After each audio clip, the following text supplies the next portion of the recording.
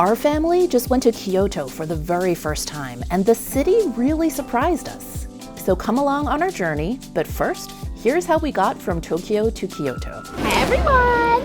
We're at the train station and we're gonna go on a train for like a really long time. So we're going to get some food.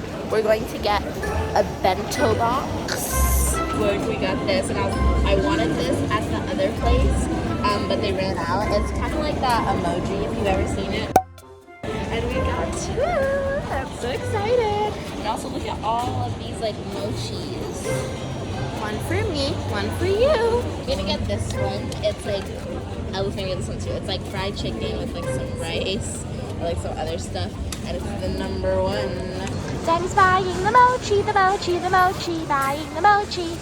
We got all this food and mochi and the sun.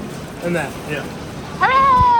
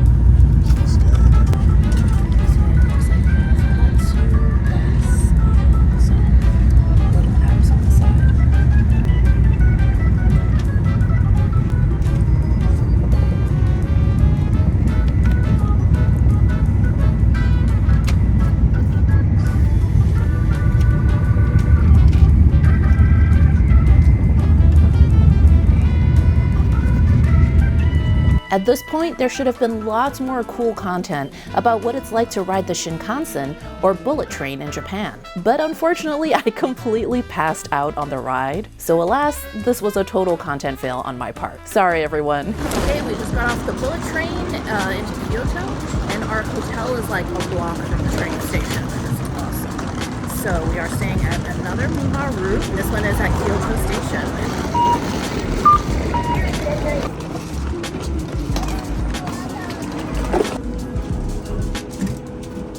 Let's see. Ooh. Oh my goodness, bunk bed! Oh, bunk bed! Oh, I'm on the top! Ah!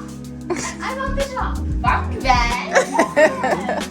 Your favorite. On the crusty couch! I thought you were. Hooray! Okay, there's actually a whole other room in here.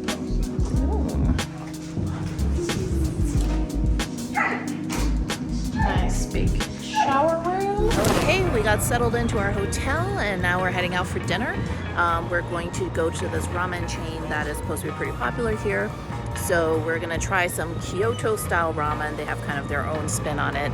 And this place is supposed to be a good place to get it. Tenkaippin. Cheers.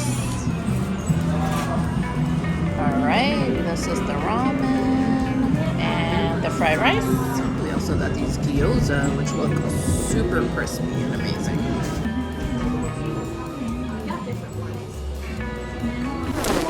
This morning we are heading to the Yasaka Shrine, which is one of the sort of like historic parts of Kyoto. Very popular shrine. They do a lot of festivals there throughout the year.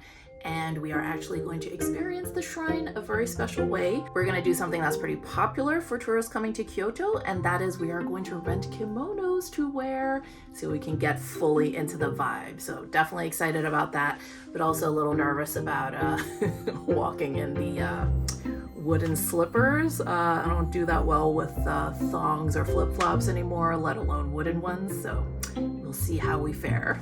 We're in the middle of Kyoto, in the middle of the city, but already it has such a different feel than Tokyo. There's lots of like older buildings, small buildings, very picturesque. Serge, are you excited? This will be our first bus ride in Tokyo. Yay, Been doing subways so far. Here's our little bus stop. Yeah. It's not a catwalk, it's a bus stop. And it's our bus. Okay, so we are in the kimono rental place and there's all kinds of different types. These are like lace ones. It's like a little bit more modern. There's just different levels of like formality and modern versus traditional, which is cool. Okay, I'm thinking of this, going with this one. So pretty. Okay, so once we pick our kimonos, you get your bag here, and there's all kinds of different purse styles.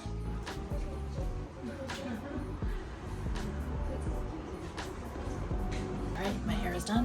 Take a look. Okay, so this was a really cool experience. I couldn't vlog the actual part where we were getting dressed because I'm not supposed to film in that room. But yeah, even if you're not taking photos the way we are, highly recommend that you come for the experience. It's really cool to see like the intricacy of like the different layers. Yeah, it's just a really interesting like cultural experience, just the getting dressed part. All right, let me show everybody's outfits. Looking great. Sean and Ella are not in the best mood right now, but they look fabulous. All right.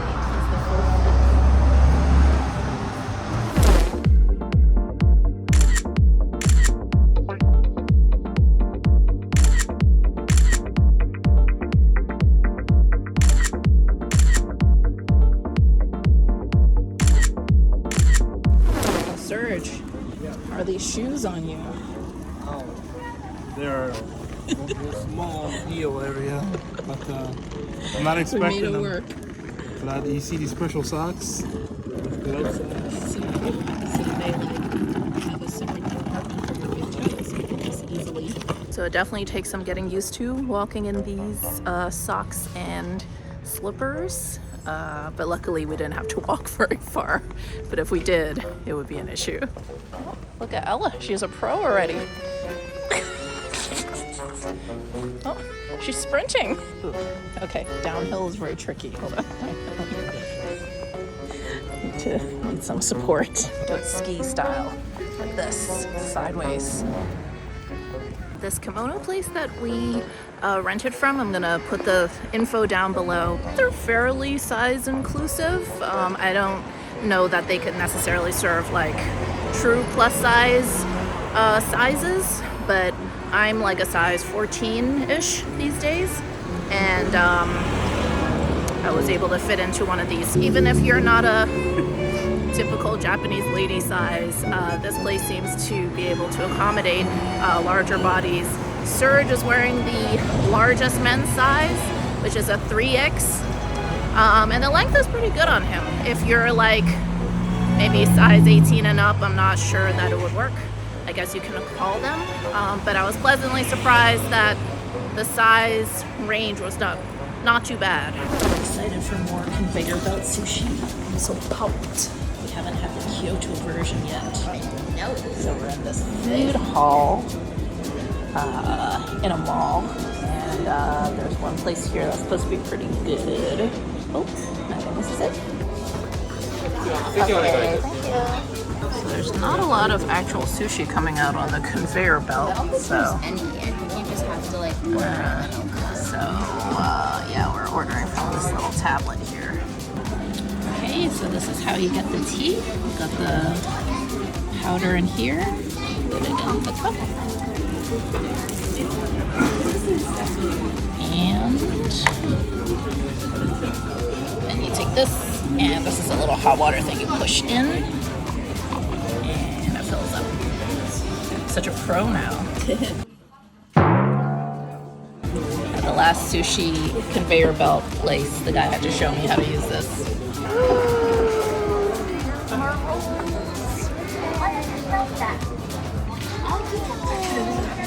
Okay, we got this tuna 5 ways platter.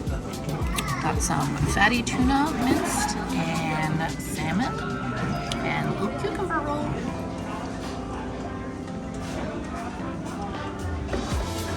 Look at all the sushi we already had. I just had it. How was it? It's okay. All right, another city, another arcade. Okay, so there's a game here called Typing of the Dead. And I'm so bitter that this is all in Japanese because I would slay at this. Typing is one of my few skills.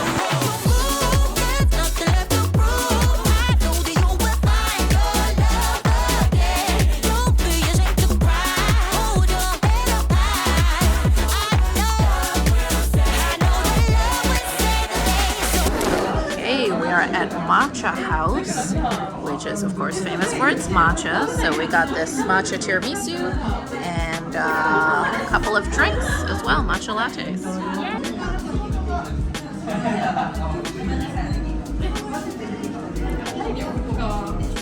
Yeah? Yeah, it's really good.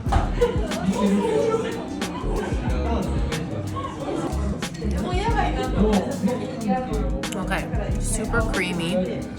And there's no coffee taste because I think they use matcha instead of espresso powder.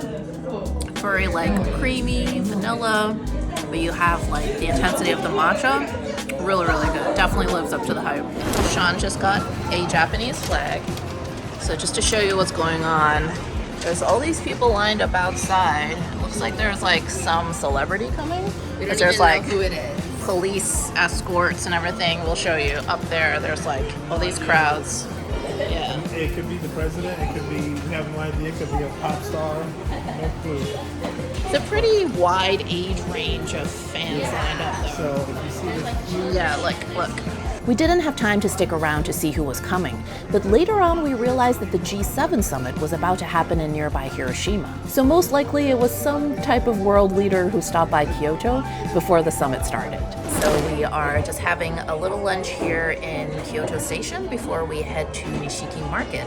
And it's so funny because we're actually going to be meeting up with someone there. You're going to see who shortly. And actually on our way over to this restaurant, we ran into them. So we're going to see them in a little while. We're at this restaurant which specializes in soba. So let me show you what we got. All right, Sean, you got the tempura. And there's rice inside. And then Ella, you got like chicken, right? Okay, chicken. I also got noodles. And then here on the side, we got some fried chicken. This is herring. And Serge got tempura and zaru soba, which is the cold soba with dipping sauce. And I got the same thing. So if you haven't had zaru soba before, these are cold soba noodles. And then in here, there's a dipping sauce. So you pour it into this cup.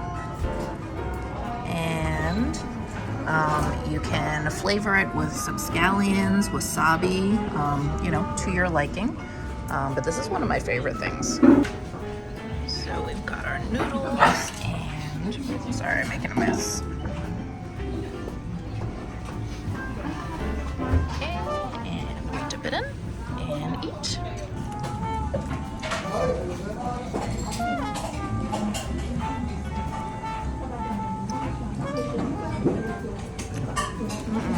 So good. I love the sauce. It's like always kind of a subtle flavor.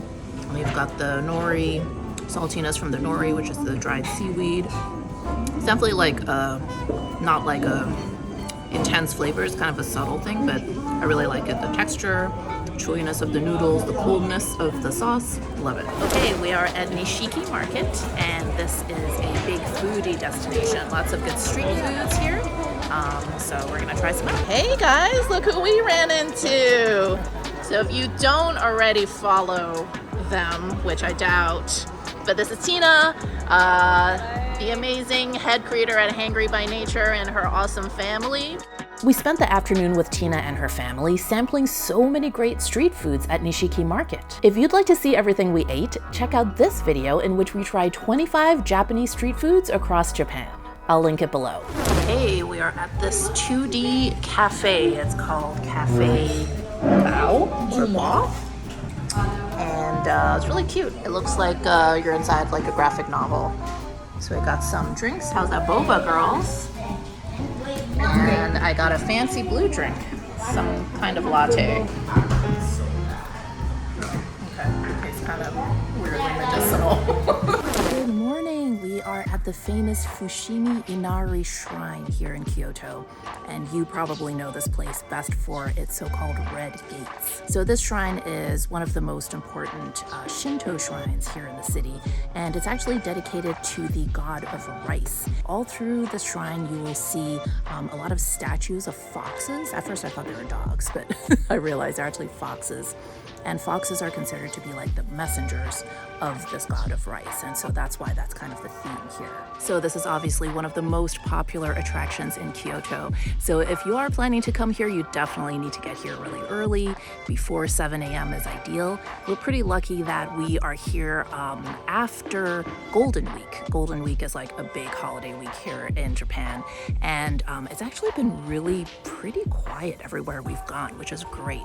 So we actually got here a little bit past 7, and it still wasn't too crowded. If you do want shots without too many people in it, you do want to like go further up and not try to like take pictures right here at the start of the trail. And so one thing to know is that the trail of gates goes all the way up. Like you can actually hike for, oh, there's also a lot of bugs here, by the way. You can actually hike 2 or 3 hours all the way up.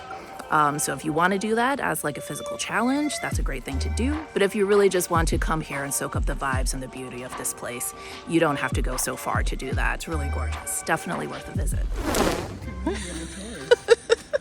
I'm not from here, so I have to take these kind of pictures. I couldn't tell. You just blend in with the locals so well. I know.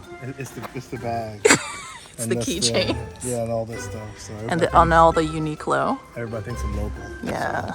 And everyone's speaking Japanese to you. I get it. It's awkward, you know. I get it. I look like everybody else. What's happening here? I don't know. Ella's not so happy this morning. So. But she loves waking up early. I know. You like waking up early and taking pictures? No.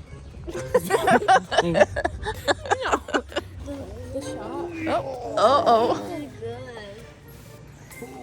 Uh-oh.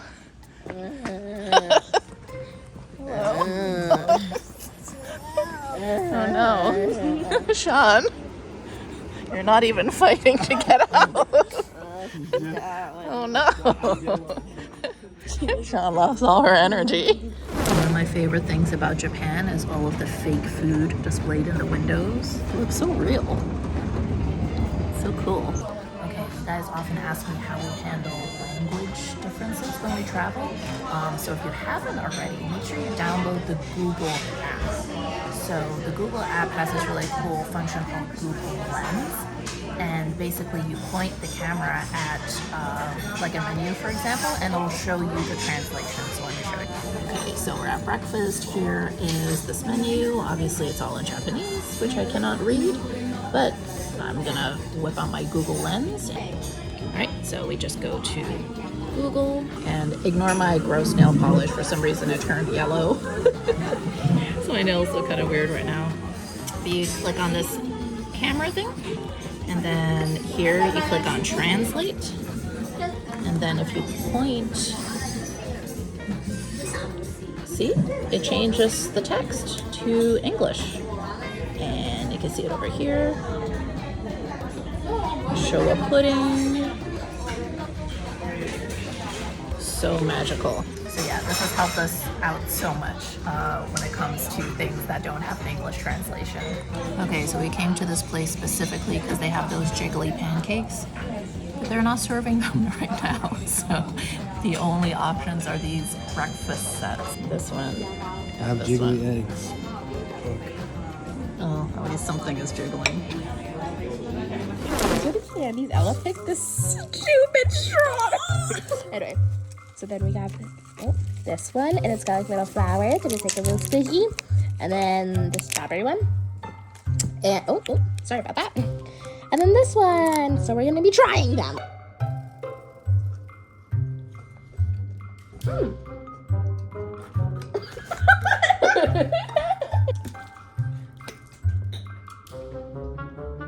It's like nothing. It's It's coconut. Paid my own money for that. Guys, comment down below in the comments. Where else would they comment?